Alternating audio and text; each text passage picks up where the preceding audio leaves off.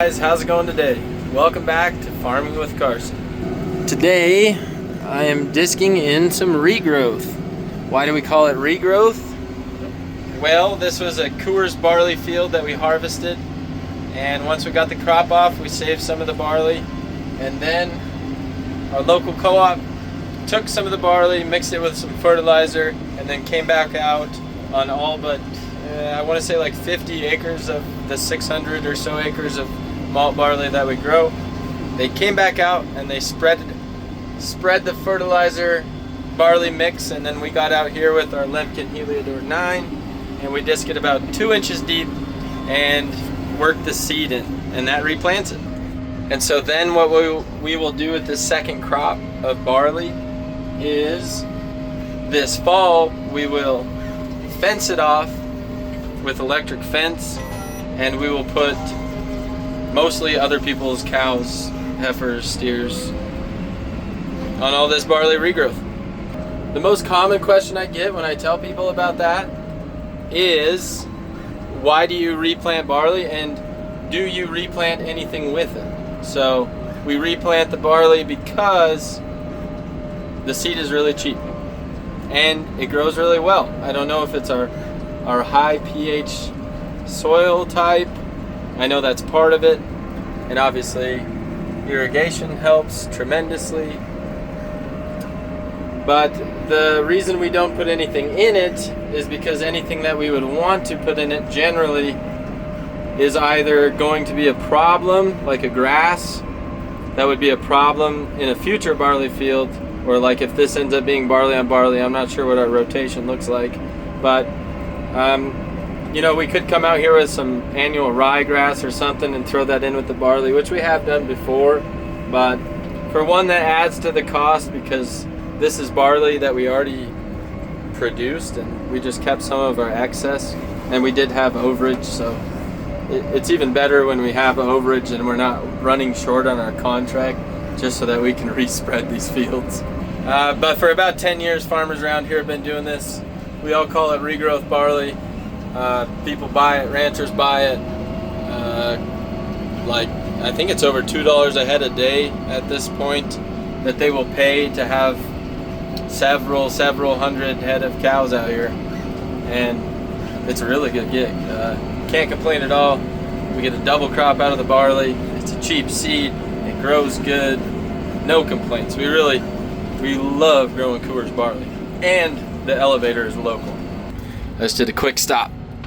Let's hop out and just look at this disc real quick.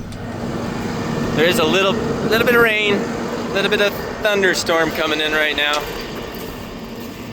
So this is the Lemken Helidor 9. It is a disc harrow. A lot of people will call it a disc. My brother calls it a disc. I call it a disc harrow because it's a light disc. It's not a heavy disc. It's mainly for working about 4 inches deep. You set the depth with that gauge right there, and then we set our disc height because it is a 3-point hitch pull, or a 3-point. We set our disc level with the hydraulic third link. This is an awesome disc. I kind of wish we had a pull behind. We were pretty crazy just going right out and buying this thing. The first year we had it, we didn't have this Optum tractor, which just manhandles this thing around. We had it hooked to the 8100, and it was all the 8100 could do to just get it to a field. But this thing follows our Lemken carrot extremely well. It's exactly what we need to smooth that thing off. Not that that thing does a bad job in any way, but sometimes you just need that little bit firmer seed bed, and so even in the spring, this is an excellent spring disc, but it does a perfect job of replanting this barley, as I'll show you here.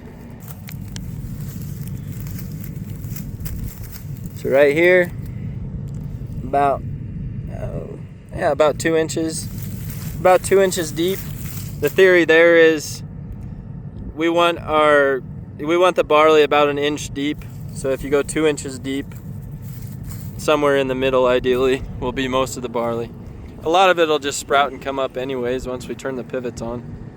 I know there's some people that'll spread it and not even work it at all. So yeah, this is my first long form video. And I guess I just wanted to give a little introduction to myself as well. I am a third generation farmer right here on this ground right here. I think just about everybody, majority of people could say that, you know, 4 generations, 5 generations ago, their family was farming. And I could say the same. Most of my ancestors, you know, very, very agricultural family background, but we were one of the lucky 1% that got to keep doing it, and I'm one of the lucky third generationers that is gonna make or break this place. So just doing my best, really. We farm in what's known as the Bighorn Basin in Wyoming. It's pretty much just a long basin, most of it fairly close to the Bighorn River. We get our water from the Boysen Reservoir, and our water rights are older than the water rights above the reservoir. So that works out, especially on a year like this year. People above the reservoir did not get very much water. They got cut a lot of water. I'm not going to go out and tell you, because I do not know exactly the whole crux of the situation. I do know, however, that the reservoir has since been filling up this year after our very, very dry winter and our very, very dry spring. And the mountains have been getting some moisture, and the reservoir has been filling up. We have had no talks of water shortage in our area. We are very, very fortunate, very lucky to be farming where we're farming, even if it is in the middle of nowhere, Wyoming. And I thought also, you know, I'd say the reason that I really want to make YouTube videos is because I love watching farming YouTube videos. I love watching farmers. I love learning from other people, and that's something that really had me thinking, like, as me and my brother have been changing things and updating things on our farm. For instance, like that Lemken Helidor or triple mowers, things like that. I constantly will get on YouTube, or I'll search the internet with questions that I have or things that I'm not sure how to adjust. I mean, not necessarily with the disc, but especially even with our Lemken Karate, I'm always looking for videos to explain like different little things or little tips and tricks, or just people running them so that I can see in the video, like, oh, you know, they have that shield right there, you know, because also we buy most of our equipment used. So like we didn't have a business come out and set up our ripper for us. It came from Canada, actually. It just showed up one day. You know, like, we're just all out here on a limb doing the best we can. We're changing things because you can't say the same, and especially with agriculture and now technology in agriculture. Like, that's a question my grandpa's asked me before. You know, how would you guys do it without all these pivots? And I told him, well, we'd have to sell most of our ground. We'd have to hire 5 more guys. And if we had to use the tractors that you were using, Grandpa, it couldn't be done. We just couldn't do it. I mean, we could do it, but we'd be operating at an extreme loss.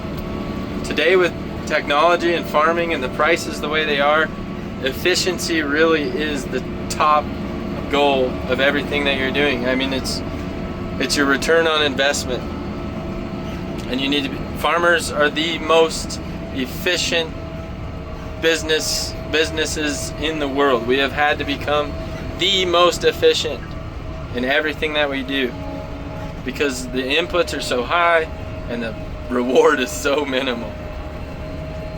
So if you meet a farmer out there and they're a pretty good guy, thank them, because it takes a lot to do this job. Everybody just thinks, you know, I'm sitting on all this money. No, I'm not sitting on money. We owe money almost all the time. Sure, you know, at the end of the year we might turn a little profit, but all that profit, you know where it's going? It's It's going right back into this farm. If you want to be a millionaire farmer, you might as well just sell all of your equipment, sell all of your land, take that money. And that's the only time you'll ever have all that money as a farmer, is after you sell everything. Honestly, I think that's got to be the only way. So, farmers, they're not in it for the money, at least the ones I know, the good ones, the hard-headed good ones. You can't be in it for the money. Getting a little bit of rain. That's pretty cool. It won't be too long, I can finish this field up. So yeah, guys, I mean, let me know in the comments just some questions you might have about my operation. Not my operation, my family's operation. The operation that I'm a part of. And let me know if there's any equipment that we farm with or something that you'd like a more in-depth video. I'd like to start making more long-form videos. And maybe, you know, if they get like even slightly popular, I'm not in this for the money, but like I'm not gonna go buy a really nice camera and go through all the trouble of editing and doing all of this stuff if nobody really cares. So and then the other reason I'm making the videos is a lot just for me. I love going back on the videos and seeing what I was doing a year ago, seeing like where we're at compared to a year ago. I can look at the last time I was putting in regrowth, and you know, maybe it was August 12th, and so I know that I'm 5 days later than I was last year. It's just fun stuff to look at. I like looking at previous year's crops in my videos. Like, man, the corn looks so much better this year. We're figuring it out, we're doing better. And then the other reason I'm making the videos, I've just been such a consumer of farming videos, and I want to be, I'm around all this content every day. I'd like to, you know, be a producer in that as well. So let me know if you guys like this. I know this is a pretty boring video. I'm really not getting into anything other than just yabbering on. So if you've actually hung on this long, yeah, let me know. Yeah, I don't care if you like it. I don't care if you subscribe, but leave a comment or something, you know. Call me a goober. Let me know. Let me know if you'd like to know more about this disc or anything else in my shorts. In my short videos. If you watch some of those, I've showcased a lot of the different equipment that we have, and all of this equipment is very odd for my area. Don't get me wrong, I'm in the middle of nowhere, Wyoming. Why do we got all this German and European equipment? Because we're goofballs, man. That's just where we're going. That's what we see. That's what we see as the future. That's what we see as efficiency. We have, you know, not a ton of acres, but pretty doggone high production irrigated acres. And I think our weird little area in the middle of nowhere, where Wyoming, is more similar to like Germany or England than it is to the Midwest, the Corn Belt. We're not the same. And I think we're more similar to a European farm, honestly, with you know, producing high yielding small grains and things like that. Obviously we don't get the rain and the humidity, but we are. And that's really what makes it all work. So if you're still listening, let me know what you think, guys. Let me know if there's anything you want to see on my farm. And have a good day. See you guys.